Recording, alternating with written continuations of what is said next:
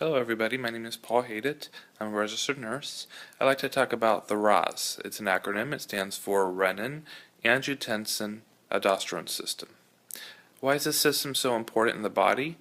Well, it helps regulate your blood pressure to increase. So let's say that you're dehydrated.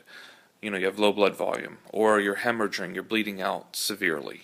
You maybe a gunshot wound and a stab with a knife. So what's going to happen is that you're going to be losing fluid. Your blood pressure drops, your blood volume drops. And so what happens with this system, the renin angiotensin aldosterone system, it's going to like shoot off a cascade, if you will. So I'll be talking about this here. You need to have good blood flow for the kidney. And if you have low blood pressure, you're not going to be perfusing your organs very well. And what happens over time, if you have a very low blood pressure, low blood volume, you can go into shock very easily. You need to have the blood perfusion to have oxygen to your organs. And so the kidney, in response to the low blood pressure, first of all, what happens is that you have a special number of cells called the juxtaglomeralar cells. And these are like baroreceptors. They sense the stretch of the volume of blood. And so if there's a low blood pressure, low blood flow, these juxtaglomeralar cells are going to be shooting out into the bloodstream renin. Renin is actually a protein and also an enzyme. I'll go more into detail about this. Adjacent to the juxtaglomeralar cells, you have the macula densa, which are found in the distal parts of the nephron. The nephron is the functioning unit of the kidney. And so the purpose of the macula densa, macula means spot, densa means thick. These are thick spots in the walls of the distal tubule or near the end of the nephron for filtration, etc., reabsorption of fluids, etc. And so what happens is that if you have a low amount of sodium chloride concentration because of your low blood flow, the macula densa is going to sense this, just like the juxtaglomeralar cells was able to pick up on low blood volume. Well, the macula densa is going to send out prostaglandins right to the juxtaglomeralar cells to shoot out renin. Now, renin, as I said, is a protein and it's also an enzyme. So what happens is that all the renin goes to the bloodstream and it's going to meet up with an inactive protein or a zymogen called angiotensinogen, which is coming from the liver. And so what the angiotensinogen is, it's a long peptide of amino acids, about 450 amino acids strung together, like pearls on a string, if you will. So what happens is that the renin is going to cut off most of those amino acids, where you actually have 10 amino acids in the front.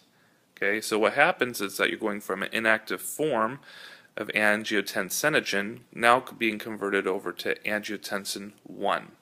Angiotensin 1 by itself doesn't do much in the body. I mean, it can regulate a little bit of blood pressure, but pretty much it's almost like being inactive.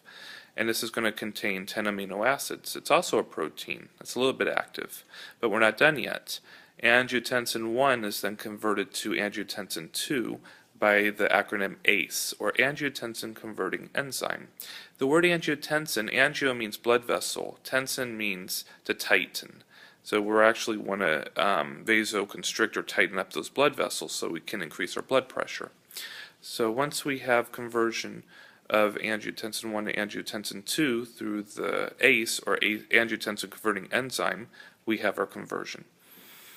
And the ACE, or the angiotensin converting enzyme, is found primarily in the lungs, in the epithelial cells. But it also can be found in capillaries in the brain, the heart, the kidneys. A lot of people thought for the longest time that the lungs were the only place where the ACE, or the angiotensin converting enzyme, took place. But there's other areas too for this. Now, what's nice about this is that once you have angiotensin 2, now it's considered very active. It's a very potent vasoconstrictor. It's actually going to clamp down on the smooth muscles, so it's going to vasoconstrict the blood vessels, and that's going to increase your blood pressure that way.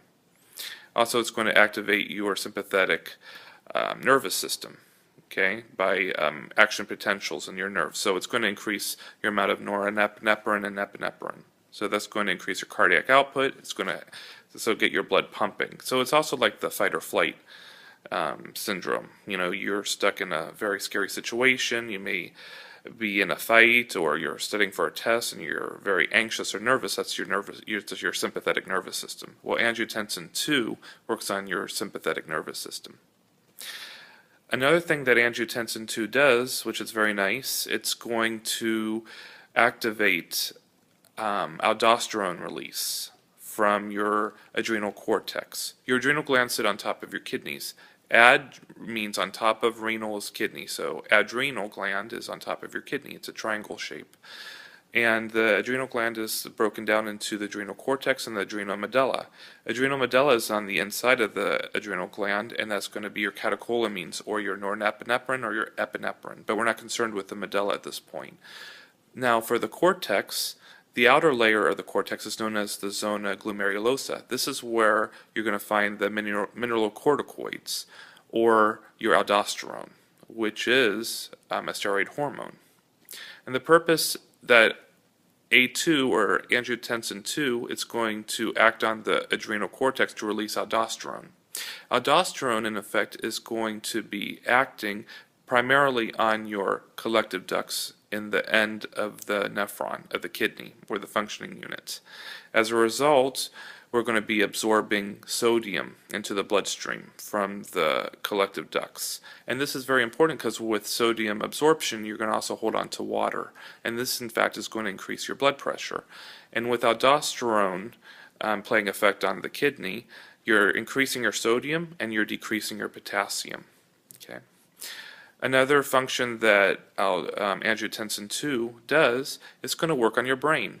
It's going to actually travel to the brain, and it's going to go to the posterior pituitary gland. The pituitary gland lies below the hypothalamus, and the pituitary gland is divided into anterior and posterior lobes. The anterior lobe we're not concerned with. It has many hormones like growth factor, luteinizing hormone, etc. And also posterior pituitary has two of the hormones, which one of them we're concerned with. ADH, or antidiuretic hormone, or also known as vasopressin. And the other one is oxytocin. Oxytocin is for uterine contractions and also for milk production, but we're not concerned with oxytocin at this point. But the ADH is what we're concerned with in the posterior pituitary gland. And also ADH, or antidiuretic hormone, is also a protein. It has 9 amino acids. The other word is vasopressin. Vaso means blood vessel, pressin means a constrictor. So what this is going to do, now in the posterior pituitary, the ADH is going to be in the nerves cells. So once the angiotensin 2 arrives, it's going to stimulate the release of the ADH in the nerves, and it's going to travel, the ADH is going to travel in the capillaries in the bloodstream, going to travel all the way down to the kidney. And the ADH is going to be acting on the distal collective tubules and the collective ducts. And this is going to reabsorb water. And in fact, it's going to increase your blood pressure. So angiotensin 2 has many wonderful functions to increase your blood pressure. It acts to increase your catecholamines, or your epinephrine or norepinephrine. For the sympathetic nervous system, it's going to release aldosterone, which is going to act on the kidney. ADH, or antidiuretic hormone, or vasopressin, also acts on the kidney, and both of these are going to be conserving sodium and water. Okay, so these are very important right here. And also angiotensin 2, it's very hard on the heart. It's going to grow the heart, but over time you can enlarge the heart this way, and this is not good for people with heart failure, etc. So I'm going to be talking about ACE inhibitors when we actually block the pathway of going from angiotensin 1 to angiotensin 2 in my next lecture. But the RAAS is part 1. It's just the renin, angiotensin, aldosterone system, which is a bunch of hormones which work together to increase a drop in blood pressure. Okay, my name is Paul Haydett, and I hope you enjoyed this video. If you have any questions, please let me know. Okay, have a great day. Bye.